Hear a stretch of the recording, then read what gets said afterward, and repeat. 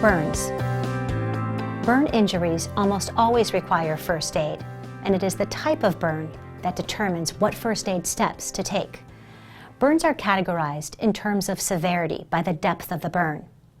First-degree burns, such as sunburn, damage the skin's outer layer. The skin looks red, dry, and painful, and you'll see signs of swelling. Second-degree burns damage the next layer of skin. In addition to the skin being swollen and red, you'll observe blisters, and the victim will experience significant pain. Third-degree burns are the deepest and most severe.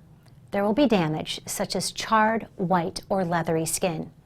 The victim may also exhibit signs of shock. Honey, can you take the pot off the burner?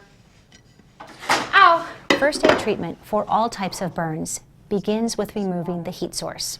For first and second degree burns, immediately cool the burn with running cool or cold potable water, such as tap water, for at least 10 minutes.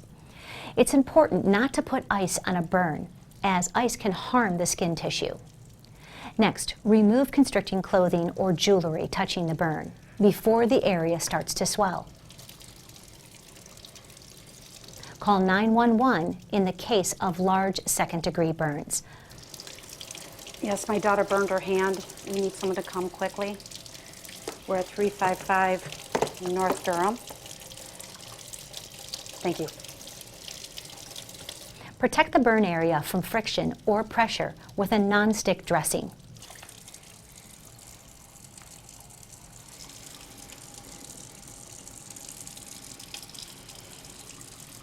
Keep the dressing loose, and of course, do not tape it to the skin. Keep any burn blisters intact to reduce pain and improve healing by preventing infection. Seek medical attention for burns on the face, neck, genitals, hands, or feet, and for burns involving blistering or broken skin, difficulty breathing, a large surface area, or other causes for concern. Third-degree burns require additional first aid. Though several steps are the same, remove the heat source. Cool the burn with cool or cold running tap water for at least 10 minutes. Remove constricting items and call 911. In the case of a large burn, do not cover more than 20% of the body with water and not more than 10% with a child because of the risk of hypothermia and shock. Apply a loose, non-stick dressing to the burn area and do not use cream or ointment. Treat for shock if necessary. Do not give the victim anything to drink and watch the victim's breathing. Two distinct types of burns that you might encounter either in the workplace or at home are chemical burns and electrical burns. They require different first aid procedures.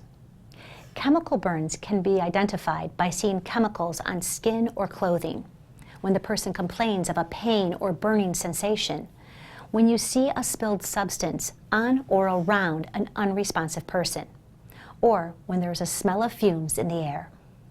When dealing with a dry chemical, put on gloves and use cloth or cardboard to brush the chemical off the skin or clothing. If there is a chemical smell in the air, move away from the fumes and ventilate the area. Remove any clothing or jewelry from the burn area in case of swelling. Flush the skin as quickly as possible with running water until aid is available.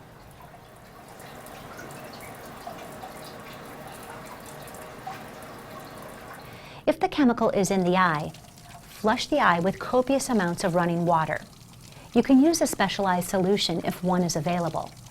If you're irrigating without an eye wash station, tilt the head so water doesn't run into the other eye. Call 911.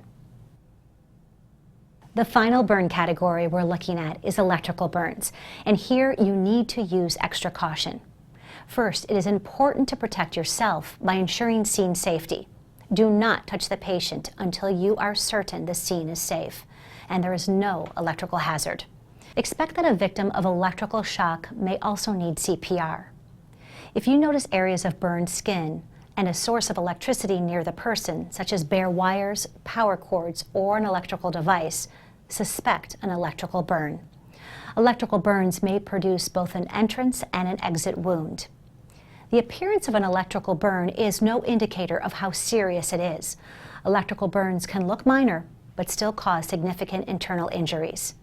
Care for the burn by cooling down the area with water, then remove any clothing or jewelry in contact with the burn and cover it loosely with a sterile dressing. If necessary, treat the person for shock.